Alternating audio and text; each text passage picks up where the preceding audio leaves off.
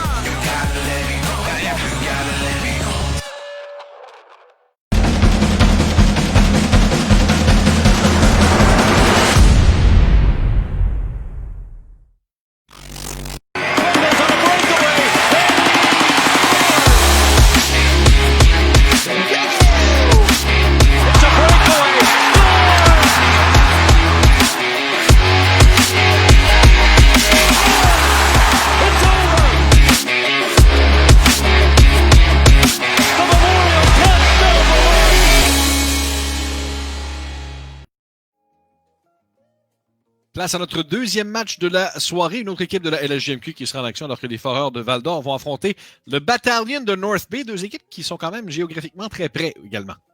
Et si jamais les Foreurs devaient l'emporter, on affronterait dans la ronde suivante le Phoenix de Sherbrooke.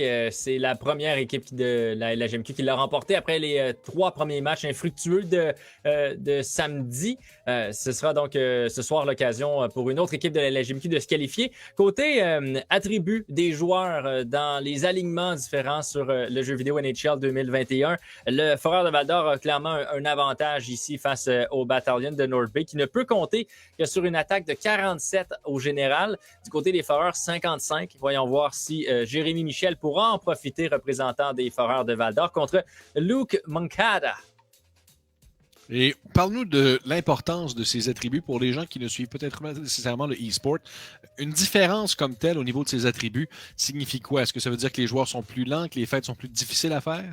Tout à fait, c'est exactement ça. Certains joueurs vont être plus lents, d'autres vont avoir moins de précision dans leur lancer. Il y a un match en particulier où on a vu que les lancers rataient la cible plus souvent qu'autrement. Donc ça peut donner un avantage à Jérémy Michel, c'est certain. Peut-être aussi sur l'agilité, sur toutes sortes de qualités d'un joueur offensif, les déviations, ce genre de choses.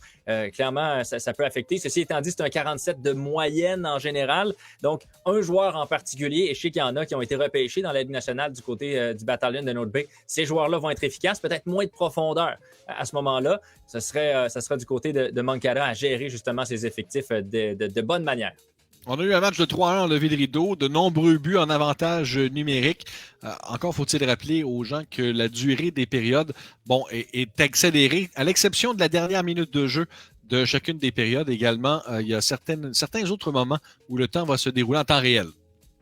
Oui, c'est notamment dans les fins de période. Si jamais il y a une situation à 4 contre 4, ça se passe aussi à temps réel. Je regardais la fiche de Luke Moncada, semble être un connaisseur cependant du jeu vidéo NHL 21. Il mentionne qu'il est un amateur de ce qu'on peut appeler le mouvement balayeuse. Donc, lorsqu'on utilise le harpon, on va prendre notre bâton pour balayer comme ça, pour s'assurer d'empêcher le joueur adverse d'effectuer des feintes. Et également, il va utiliser le coup de bâton libre, si on peut traduire ainsi, le puck chop. Donc, ça se peut qu'on voit ça contre les bandes en offensive ou en défensive du côté de Moncada. Donc, place au duel Foreur Battalion. L'équipe de Val-d'Or est l'équipe locale pour ce match, donc jouera avec ses chandails à domicile. Vous aurez remarqué que le centre Air Québec n'a pas pris d'expansion comme ça dans la réalité. Il y a une bonne foule très nombreuse. Tous les arénas de hockey junior dans le jeu NHL 21 sont semblables, mais quand même, on a la petite attention de mettre le nom et le logo de l'équipe sur la patinoire avec quelques-uns des partenaires, des commanditaires qui sont très importants, rappelons-le, au niveau du hockey junior. Et un de nos partenaires principaux ici dans ce tournoi, c'est bien entendu Kia. On aura un code promo à vous présenter au cours du deuxième entracte pour vous inscrire à notre concours. Vous pourrez gagner la chance de mériter une carte cadeau prépayée de Visa d'une valeur de 1 000 $. Donc, on vous donne ce code-là après la deuxième période de ce match entre les Foreurs et le Battalion. Il reste 2 autres matchs à l'affiche. On va voir l'autre équipe de l'Abitibi tout de suite après, alors que les Huskies de Rwanda vont affronter les Pats de Regina. Mais là, on est prêt à mettre la rondelle avec les Foreurs et le Battalion à la description. C'est Gab. Et Moncada, on voit tout de suite, il s'essuie les mains, peut-être un peu de stress, peut-être que les mains moites, ouais, justement. Jouer contre avec justement les mains moites, c'est toujours un peu plus difficile. Ça peut glisser sur la manette. Il est bien prêt. Jérémy Michel dans une classe d'école donc pour son match de premier tour face au Battalion de North Bay. 2 équipes avec le vert, c'est Robida qui sera justement devant Moncada au centre pour le Battalion. Et voilà le match qui s'amorce ainsi. Bonne chance aux 2 équipes. On entre en zone immédiatement pour le Battalion. On passe à défensive à Henderson, à Christopoulos qui tente de remettre du moins pour commencer un mouvement à l'attaque, mais c'est immédiatement avorté. Saint-Laurent qui passe à Guénette. Guénette la passe de l'autre côté à Saint-Laurent. De l'autre côté également, le but de Pelletier qui est marqué dès une première chance de marquer. Wow! Quel beau jeu de tic-tac-toe comme on les aime, Sébastien. On sentait que ça allait vite pour la défensive. Oui. La rondelle se promenait tellement rapidement et belle façon de prendre les devants dès la 2e minute de jeu. Jacob Pelletier sur des aides d'Édouard Saint-Laurent et de Justin Robida. Un gros premier trio du côté des Foreurs de Val-d'Or. Il va falloir surveiller donc ses passes offensives pour Luke Moncada si on espère l'emporter. C'est reparti. Villeneuve qui a la rondelle, s'amène en zone offensive. Maintenant, la passe de l'autre côté, encore à Jacob Pelletier. Se fait cependant perd le contrôle de celle-ci. Et le Battalion s'amène en zone neutre. Code de l'autre côté à Moncada. C'est intercepté immédiatement. Villeneuve remet à Robida. Ça fait déjà une bonne présence pour ce premier trio des Foreurs et du Battalion. La passe et encore une fois un autre but, à peu près identique au premier, Sébastien. Cette fois, par contre, c'est Justin Robida qui enfile l'aiguille sur une passe de... En fait, c'est Édouard Saint-Laurent sur une passe de Robida et de Jacob Pelletier. 2 points chaque pour le premier trio de Jérémy Michel. On sent une maîtrise de son NHL 21 pour notre Québécois. Et on peut voir Moncada esquisser un sourire. Ça, c'est certain, mais quand même, c'est un duel important que Moncada ne doit pas laisser aller. Là. Et 0-2, c'est une belle avance. Oui, et on démontre immédiatement ce qu'on sait faire côté offensif pour Jérémy Michel, qui prend les devants avec déjà 2-0 à peine 4 minutes de passé dans ce premier match. Très intéressant début de match pour les Foreurs de Val-d'Or. Michel lui-même s'amène en zone offensive, fait un détour avec la rondelle, mais la passe est interceptée. C'est Evans qui amorce la sortie de zone. On referme l'espace immédiatement. On met en échec en zone offensive et on reprend le contrôle de la rondelle pour s'amener en zone offensive. Cette fois, on réussit à déborder le défenseur. On freine sur le côté. On cherche une option à la pointe droite. Et le but, un autre troisième qui est marqué pour Jérémy Michel. Et Moncada ne peut que sourire en désarroi devant ce début de match qui, évidemment, n'est pas celui qu'on espérait. Et la contribution de la défensive, c'est la circulation de rondelles qui semble poser problème au Battalion présentement. Ça va tellement vite, on peine à suivre. Et un lancer extrêmement précis de Thomas Pelletier. Sébastien, depuis le début de ce tournoi, on n'a pas vraiment vu des buts marqués d'une si longue distance. Habituellement, les lancers de la ligne bleue à ce niveau vont rater la cible. Celui-là a même touché le poteau, donc une précision parfaite du côté de Thomas Pelletier. Et là, à 3-0, c'est le moment ou jamais là, presque pour Luke Moncada, pour le Battalion de North Bay. On l'a vu sourire, semble accepter son sort, mais... Et là, voilà un coup de sifflet alors que... Ce sera une pénalité d'appeler aux Foreurs de Val-d'Or. En fait, non, plutôt au Battalion. Donc, un avantage numérique, c'est vraiment pas ce qu'on avait besoin du côté de Moncada à ce stade-ci du match. Une pénalité pour trébucher. Et Jérémy Michel tentera d'en ajouter très rapidement avec déjà une bonne avance dans ce match. On reprendra à la droite du gardien de but du Battalion. Ce serait Cameron Lamour. Et ce dernier, d'ailleurs, ne peut rien sur les 3 premiers lancers auxquels il a fait face jusqu'ici. On met dans le fond de territoire, on tente d'installer l'attaque, la passe de l'autre côté à Michel lui-même qui marque d'un lancer du revers dans la lucarne. Et c'est 4-0. Peut-être que ce match ne s'étirera pas si ça continue ici. On rappelle qu'à 7-0, c'est la fin des épisodes pour l'équipe qui l'emporte. Ça ne servira à rien d'en ajouter rendu là. Clairement, un joueur supérieur. C'est un changement au niveau de l'expérience de jeu, selon toi, ce chapitre-ci? Ou... J'ai l'impression que c'est difficile à dire. C'est Verbertic, donc, qui est le gardien de but pour le Battalion à ce moment-ci, mais clairement, l'expérience de Jérémy Michel paye. Moncada, je sais pas s'il a joué tant que ça au jeu vidéo NHL 21 à ce moment-ci. Ceci étant dit, j'ai de la misère à analyser ce match présentement. On a quand même eu 4 chances de marquer et 4 buts pour Michel. Parfois, ça peut être le même scénario puis que ça se retrouve pas avec autant de chance. C'est peut-être un petit aspect chanceux de précision des lancers du côté des Foreurs là, jusqu'ici. Il faudra également vérifier l'aptitude des gardiens de but rendus à ce moment-là.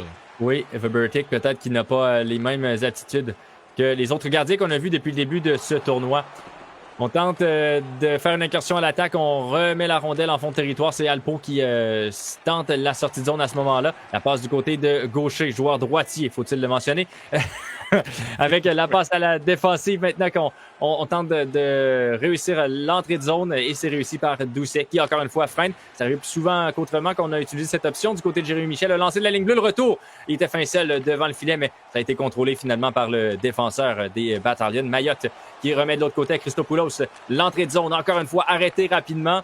On ne laisse aucun espace du côté de Michel en entrée de zone. La passe de l'autre côté à Doucet, à Paquette, qui est trébuché et il y aura une pénalité d'appeler, une deuxième dans le match, alors que la première pénalité s'était rapidement soldée par un but à l'avantage de Jérémy Michel. Quand ça va vite, c'est ça qui arrive. On a des difficultés à suivre. On laisse les bâtons tendus et ça a trouvé une jambe dans ce cas-ci. Et on va reprendre à la gauche de Verbertic et ce sera du côté des Foreurs. C'est Justin Robida la mise en jeu. On utilise donc le premier trio de l'équipe pour cet avantage numérique. Et malgré tout, c'est Batalum qui s'amène en zone offensive. On a perdu la rondelle et on s'est bien posé la question où elle était passée à un certain moment. La passe de l'autre côté à Saint-Laurent qui n'arrive pas à enfiler l'aiguille, mais Pelletier reprend. C'est Pelletier à Robida et c'est le but. Donc, un autre but à la tic-tac-toe par Jérémy Michel. On étourdit la défensive de Moncada. Il est lui-même abasourdi de la situation présentement. Est-ce que je peux le dire, Gab? Oui? C'est pas Hawaii, mais c'est 5-0. Ah, s'il te plaît. Wow. Et quelle leçon de hockey jusqu'ici par les Foreurs. Défensivement, c'est là le problème du côté de Moncada. On n'arrive pas à surveiller les joueurs, on n'arrive pas à mettre les bâtons dans les angles de passe. Les passes se complètent très facilement par Jérémy Michel qui en profite. 5-0, même pas une période de terminée. J'ai l'impression qu'il va falloir se préparer rapidement pour les Huskies de Rouyn-Noranda parce qu'on va peut-être recommencer le match un peu plus tôt que l'heure prévue.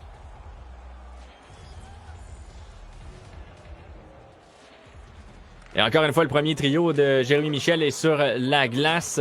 Du côté de Moncada, on fait confiance encore une fois à la paire de défenseurs mettant en vedette Christopoulos.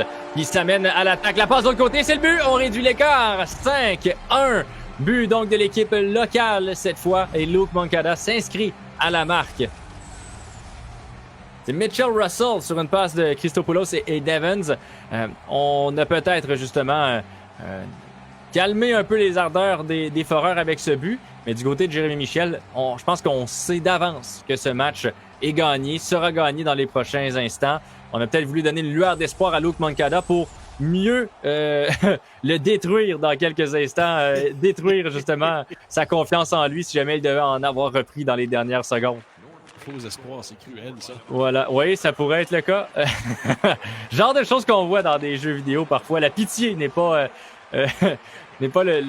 la plus grande qualité des joueurs de jeux vidéo.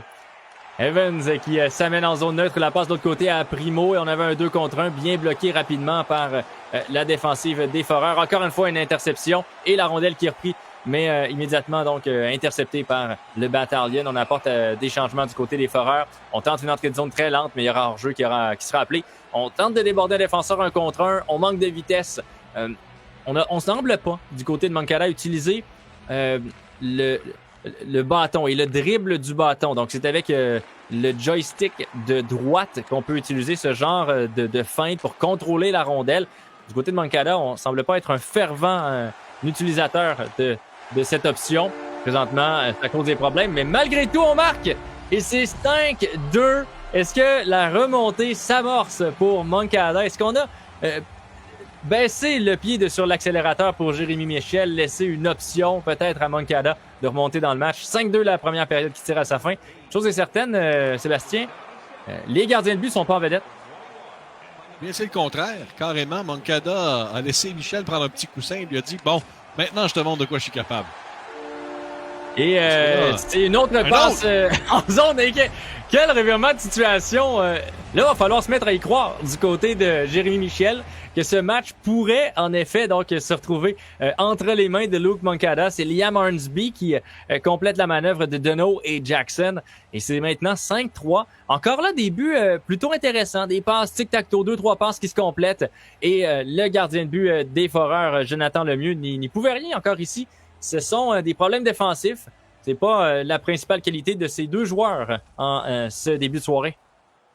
Les Foreurs s'étaient fait faire le coup en réel le 8 mars 2013. C'était un match qu'on faisait à TVA Sport à Gatineau. C'était 6-0 Val-d'Or après une période et au final, Gatineau l'avait emporté 8-7 en tir de barrage.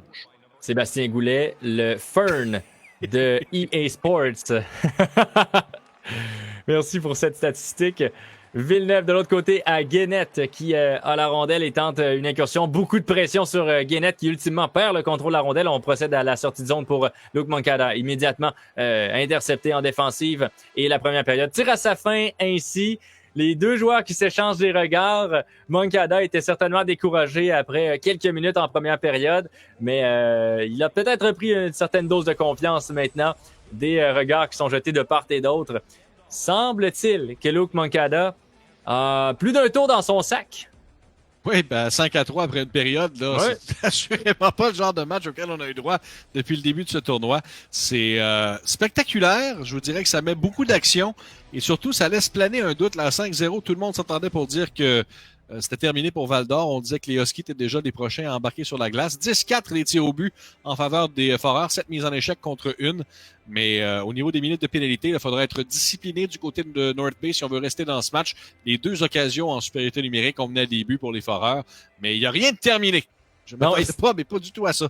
Non, et si la tendance se maintient, ça se terminera 15-9 pour les Foreurs de Val-d'Or. Habituellement, c'est pas comme ça que ça se produit, on s'entend. Mais situation intéressante ici, en tout cas offensive, ça c'est bien certain. Voilà, on est prêt pour la deuxième période du côté de North Bay entre ce match très offensif entre les deux équipes. Le premier trio jusqu'ici des Foreurs a marqué la grande majorité des buts, si ce n'est pas la totalité.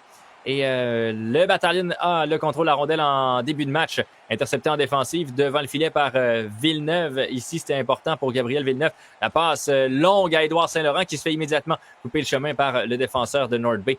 Maintenant, Robida reprend le contrôle de la rondelle. On tente une entrée en zone, mais on perd le contrôle. Et maintenant, on la cherche. Qui la veut? Personne la veut. En zone neutre entre Michel et Moncada. Voilà la passe de l'autre côté à Édouard Saint-Laurent qui s'amène mise en échec solidement et on reprend le contrôle. Mais non, c'est immédiatement un autre revirement. Et Robida passe à Pelletier, mais c'est intercepté. Ici, on a bien joué la passe transversale du côté de Moncada qui s'amène en zone offensive. C'est un 2 contre 2 qui se dessine. Le lancer, le retour qui est libre. L'arrêt de Lemieux. In extremis, fallait contrôler ce retour. Sortie de zone par Gabriel Villeneuve. La passe devant à Saint-Laurent. Immédiatement, on coupe au centre et la passe à Pelletier. Pelletier qui passe de l'autre côté, ça bloque, ça touche un patin. Il y aura hors-jeu, ultimement, lorsqu'on a on a réussi la sortie de zone du côté du Battalion et ça a causé le hors-jeu. Et on a vu un bras dans l'écran de Moncada pour lui servir de l'eau. Il a de l'aide. Bon, c'est intéressant. On joue avec un spectateur très attentif du côté de Moncada qui arrive en zone offensive. La feinte, le but! Et c'est maintenant 5-4, 4 buts sans réplique pour Moncada qui clairement nous offre tout un spectacle ce soir. Incroyable, quelle remontée. J'ai l'impression que c'est ce que je mentionnais. Là, il a endormi Jérémy Michel en laissant prendre les devants rapidement. Et il s'est dit, bon, il me reste passablement de temps, montrons-lui de quoi je suis capable. Et c'est tout North Bay pour l'instant. Un fameux gauche-droite qui est réussi. Et si on n'a pas changé le gardien de but du côté de North Bay, on ne l'a pas encore fait non plus du côté des Foreurs. Sauf erreur, ça doit être 5 ou 6 lancés pour le Battalion qui ont mené jusqu'ici à 4 buts. Pelletier qui passe de l'autre côté à Biakabutuka. C'est maintenant une incursion en zone offensive qui s'amorce avec du charme, beaucoup de pression. Et ça, c'est ce qu'on a changé du côté de Moncada dans le style de jeu. On ne laisse plus d'espace aux attaquants des Foreurs. Alors qu'on tente encore une fois l'incursion. Cette fois, c'est rapide et c'est réussi. La passe devant le filet. Et le but qui est marqué, 6-4. What else is new? Un autre but, un 10e depuis le début de ce match. Et Michel qui souffle, justement, qui semble un peu, finalement, peu respirer après avoir laissé filer cette avance confortable de 5 buts. Ah oui, c'est un but qui va faire du bien aux Foreurs. Là, enfin, on retrouve le chemin du filet adverse après avoir été dominé au cours des dernières minutes. Voyons voir si Jérémy Michel pourra poursuivre sur cette vague. Il devrait peut-être en marquer un autre là, pour essayer de se donner un petit coussin à nouveau parce que là, il n'y a plus rien qui tient. Non, et clairement, on peut pas se fier aux gardiens de but, aux défensifs dans ce match. On peut pas penser qu'on remportera ce match 6-4 du côté de Jérémy Michel. On doit continuer de mettre de la pression et c'est comme ça que les spectateurs l'aiment, j'en suis certain, ce match. On reprend avec Doucet qui s'amène rapidement en zone offensive. Et là, la passe de l'autre côté, c'est raté de justesse par Cormier. Le Battalion qui remonte la rondelle avec Russell à l'entrée sur son aile gauche. Revient sur ses pas, la passe à la défensive. Le lancer de la ligne bleue, l'arrêt de Lemieux qui redonne immédiatement à Pelletier. En sortie de zone, c'est Gaucher au centre, passe à gauche à Doucet qui s'amène en zone offensive, mais on ramène en zone centrale parce qu'on veut plutôt mieux faire cette incursion en zone offensive. Voilà, c'est finalement réussi. Et Doucet s'amène en zone offensive, contrôle bien la passe de l'autre côté, c'est intercepté, ça dévie. Paquette qui avait une belle occasion de lancer ici, mais qui rate la cible. La sortie de zone pour le Battalion Evans qui remet derrière lui à Thompson. Thompson contre la bande à lui-même. Et on réussit finalement la sortie de zone, mais ça revient immédiatement. Les passes qui manquent de précision dans ce match, en général, les passes et des revirements qui sont causés de part et d'autre, très rapide le style de jeu, autant de Jérémy Michel que de Moncada. Picard en zone offensive, encore une fois, se fait soutirer le disque par Moncada. Le dégagement en zone offensive qui sera accepté, bien sûr. La sortie de zone qui s'amorce pour les Foreurs. La passe du côté droit vers Doucet. Doucet qui cherche une option, entre et revient sur ses pas, garde Lauzon de l'autre côté. La passe à Picard, c'est dangereux. Et je crois que ça a touché l'extérieur du filet. Par contre, le gardien de but Verbatic avait fait un très beau déplacement. Et là, il y aura un dégagement cette fois qui sera refusé lorsque le défenseur des Foreurs sera rendu à son point de mise en jeu.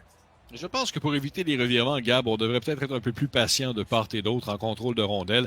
Beaucoup trop de chances données à l'adversaire là, en interceptant des rondelles entre les cercles et la ligne bleue. Oui, et deux joueurs qui ont le même style, c'est ce qui cause un peu ce qui se produit aujourd'hui. Si on avait eu un joueur très défensif et un autre très offensif, on serait ailleurs présentement dans ce match.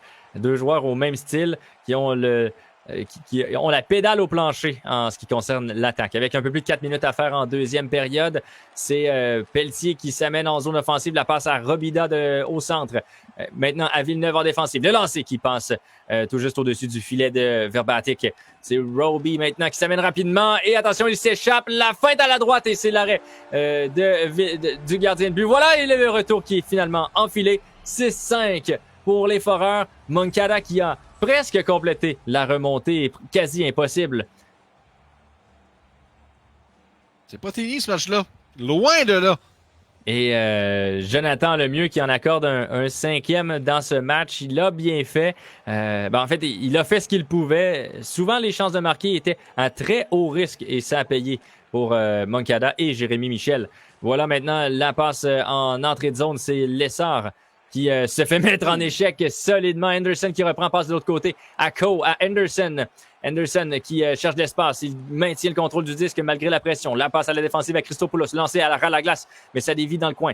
Coe maintenant. La passe devant le filet. Le retour est libre. C'est bien joué par pas Villeneuve, mais plutôt Biaka Boutuka qui tente une sortie de zone. C'est réussi, mais immédiatement intercepté par le Battalion en entrée de zone. On retourne sur ses pas. On cherche une option. La passe à Christopoulos. Le lancer qui dévie deux fois. S'en va dans le coin. Et c'est ainsi que se terminera cette deuxième période haute en couleur. Sébastien.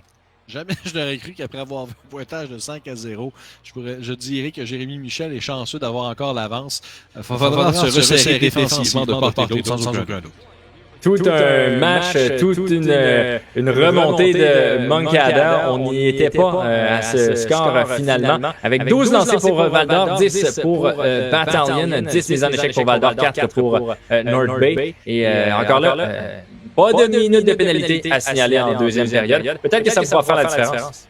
Oui, effectivement. Merci d'ailleurs de regarder la Coupe Memorial présentée par Kia. N'oubliez pas de vous inscrire pour courir la chance de gagner au prix quotidien. Et l'occasion de mettre la main sur notre gros lot. Une carte cadeau Visa prépayée d'une valeur de 1 000 $. Le code pour aujourd'hui, OHL20. Inscrivez-vous à lescanadiens.ca. Coupe Memorial. Robida qui perd la mise en jeu face à Moncada en début de troisième, mais immédiatement intercepte au défenseur et a une belle chance de marquer. Lancé à la glace et arrêté par Verbatic. Robida a Pelletier devant le filet. On tente de faire dévier derrière lui, mais le gardien était alerte. Ici, belle chance de marquer et belle première pression pour commencer cette troisième période par Jérémy Michel du Québec. Un arrêt important parce que Pelletier est probablement le joueur dans l'attaque qui a les meilleures aptitudes du côté des Foreurs de Val-d'Or. Alors, c'est un arrêt crucial. Tout à fait. Et on en a quelques-uns des joueurs avec forte aptitude pour les Foreurs de Val-d'Or, plusieurs espoirs appartenant à la Ligue nationale de hockey. C'est un revirement coûteux ici peut-être pour Villeneuve. Le lancer, heureusement, qui s'est retrouvé à la gauche du filet du gardien de but, Jonathan Lemieux. Un revirement grave enfin en sortie de zone. Et là, qu'est-ce qui s'est passé? Mise en échec absolument violente. C'est l'empilade devant le filet de Lemieux. Une rondelle qui a dévié. Il a ultimement fait l'arrêt avec le bout de sa jambière droite. Il va falloir voir la reprise là-dessus. Il y en a eu de l'action en l'espace de quelques millisecondes. Le Battalion tente une sortie de zone. C'est réussi. Coke qui s'amène en zone neutre. On cherche l'option pour entrer, mais c'est un revirement. Et Guénette s'amène rapidement en zone offensive. La passe à Pelletier. Il perd la rondelle et n'a pas pu tirer finalement. Russell amorce la sortie de zone. C'est fait pour le Battalion. On cherche une option. Encore là, en zone centrale, c'est plus lent. Evans s'amène, immédiatement rejoint par des joueurs, mais reprend le contrôle du disque. La passe de l'autre côté à Moncada qui n'a pas pu faire dévier derrière le filet. La passe de l'autre côté à Evans. Quel arrêt de Jonathan Lemieux et on garde la marque à l'avance des Foreurs grâce au gardien de but qui vient faire un petit miracle. Qui aurait cru dans un match de 6-5, ce sont les deux gardiens qui voleraient la vedette en troisième. En effet, vraiment, on a eu des bons conseils des entraîneurs des gardiens entre la 2 et la 3. Thompson à Anderson. Le lancer de la ligne bleue, ça dévie dans le coin. On reprend pour Moncada. La passe de l'autre côté, c'est fait!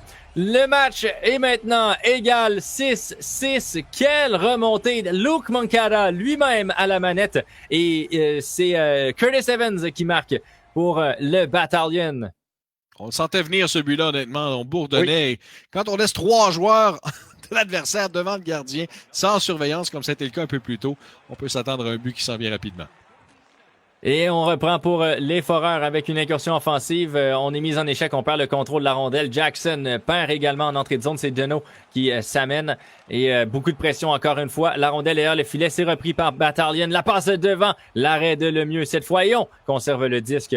On va jouer peut-être un peu plus de prudence du côté de la défensive des Foreurs qui n'a pas de félicitations à recevoir dans les dernières minutes. Là, c'est plus le temps de prendre des risques. Là. Non. Voyons voir justement si ce jeu sera un peu plus défensif dans les prochains instants au vu des aptitudes offensives des deux joueurs qu'on a ce soir. C'est le Battalion qui reprend la rondelle en zone neutre et on attend du côté des Foreurs patiemment à la ligne bleue pour espérer causer le revirement rapidement. Voilà, c'est fait. Le 91 qui passe, mais c'est complètement raté. Ce sera d'ailleurs un dégagement refusé du côté de Jérémy Michel. Il semble perplexe, Sébastien. Lui qui menait 5-0. Ça devient une question de possession de rondelle là, pour les 8 dernières minutes de ce match. Très bon point à la droite de Lemieux. On reprendra. Gagné par Jérémy Michel. La passe en sortie donc qui n'est pas complétée. Forte pression. On reprend la rondelle heureusement. C'est Alpo maintenant. La passe devant le filet à Paquette. Paquette à Doucet en sortie de zone. Immédiatement arrêté. Et Evans reprend. C'est dangereux. 2 contre 1. Primo. Passe à Evans. Le but qui est marqué 7-6 pour le Battalion. Wow! Quelle remontée de Luke Moncada. N'a jamais abandonné dans ce match. Et c'est un autre pour Evans. Peut-être même son 3e du match. Qu'est-ce que je disais sur la remontée du 8 mars 2013, Gab? Wow! Incroyable que ce soit finalement produit. Voyons voir comment Jérémy Michel pourra réagir à ça. Picard a une chance importante, mais on n'a jamais réussi à effectuer un tir finalement. Christopoulos de l'autre côté à Stevens, à Curry. De la passe de l'autre côté. Cette fois, c'était bien bloqué. En défensive, on était présent. Biakabutuka. La passe au 11 qui s'amène offensivement. Maintenant, Picard, encore une fois une belle chance, mais le joueur de North Bay se jette de tout son long. J'imagine que l'arbitre a peut-être pensé donner une pénalité pour trébucher, mais on a décidé finalement de ranger le sifflet en fin de 3e période. Reste moins de 5 minutes à faire. 7-6 pour North Bay.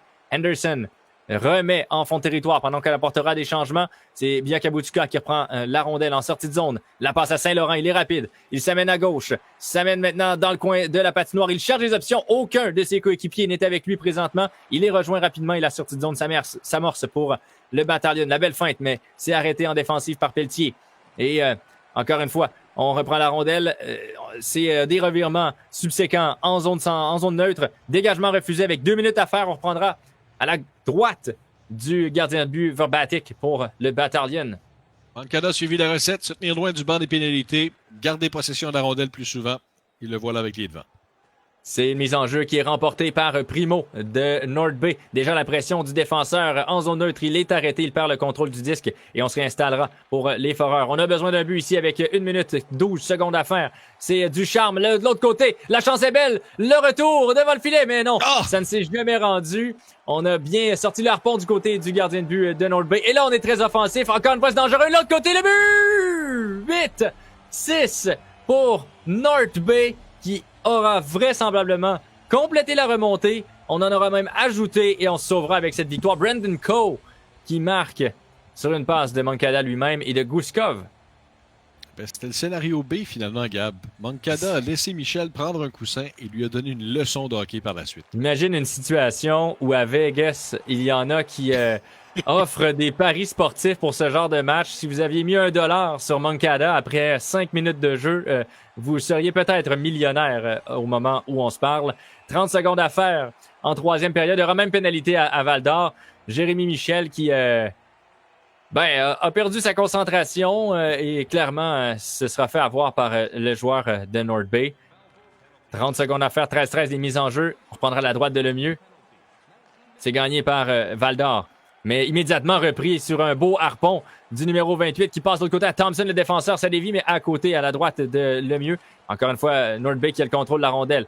C'est Guénette qui passe à Robida en sortie de zone. Mise en échec solidement. On ne sortira pas de la zone. Coe qui feinte de lancer. La rondelle déviée. Et Moncada reprend la passe maintenant à Gourkov. Et 9e but maintenant pour le Battalion, cette fois en avantage numérique. N'en jetez plus, la cour est pleine.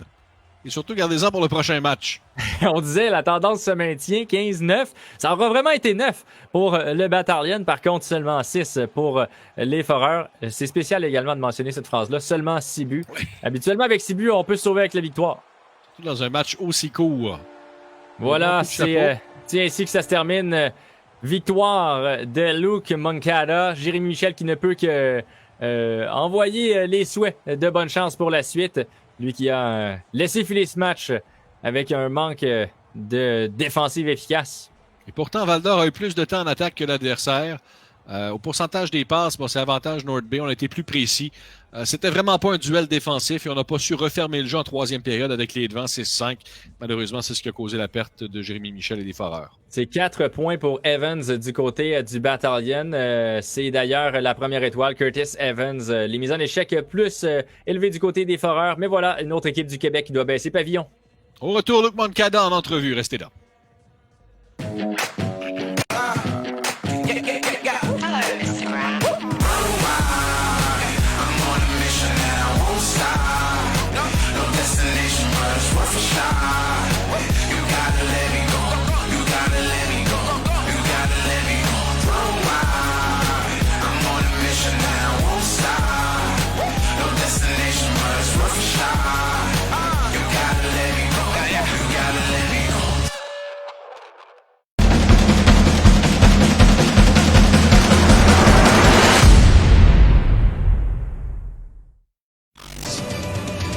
The Memorial Cup.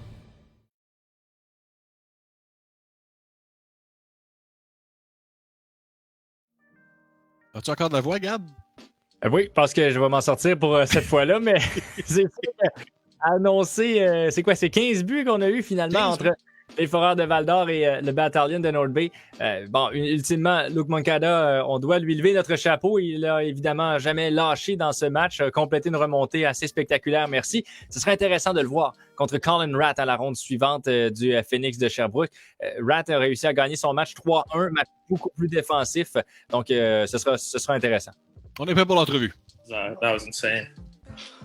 Luke Moncada, welcome to the broadcast, and again, congratulations on a big victory. But of course, I gotta ask you, down 5-0 halfway through the first period. Were you sweating? Were you nervous at all, or what kind of turned the events back? Wow, I was a little bit nervous. I was a little bit nervous there. I started my hands starting to get a little bit clammy. I was saying to Jeremy throughout the game there that there was a couple weird bounces involved in that 5-0 deficit, but yeah, I've been playing NHL for a long time. We've been there before. We knew what to do, and we just went out and executed there for the rest of the game. What exactly went right for you when you started getting on that roll on your way to the comeback victory? Was there something that changed, or did you just get in a good rhythm?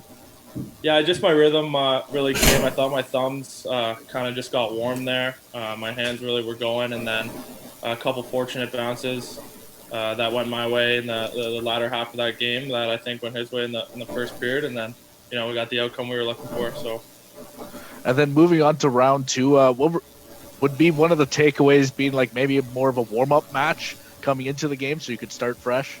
Well, today I played for about 4 hours before the game started, so maybe next time I'll just go into it cold, and my team defense might be a little bit better through the first there. Exactly. Luke, I just want to thank you for joining me on the broadcast, and again, congratulations on this big comeback victory. Thank you. Luc Moncada qui a indiqué qu'il a joué pendant 4 heures aujourd'hui, qu'il va peut-être se garder une petite gêne pour la prochaine fois. Question d'arriver dans le match un peu plus frais. Il a dit, mon adversaire a eu quelques bons favorables, mais la rondelle s'est mise à rouler pour nous par la suite. Il a utilisé le « nous » tout au long de l'entrevue. Oui, ces joueurs-là prennent ça vraiment au sérieux. C'est intéressant de voir que, évidemment, à défaut de pouvoir s'entraîner, de jouer des vrais matchs, il s'est entraîné avant son match contre Jérémy Michel. En début de match, par contre, ça paraissait vraiment pas. Du côté des Blues de Saint-Louis, heureusement, le fait d'échapper la balle à ce point dans un jeu vidéo comme NHL 21, ça va pas trop refroidir leurs ardeurs par rapport à leur espoir, Jérémy Michel. J'imagine qu'une avance de 5-0 avec une équipe de la Ligue nationale, ce serait un différent résultat pour Jérémy Michel.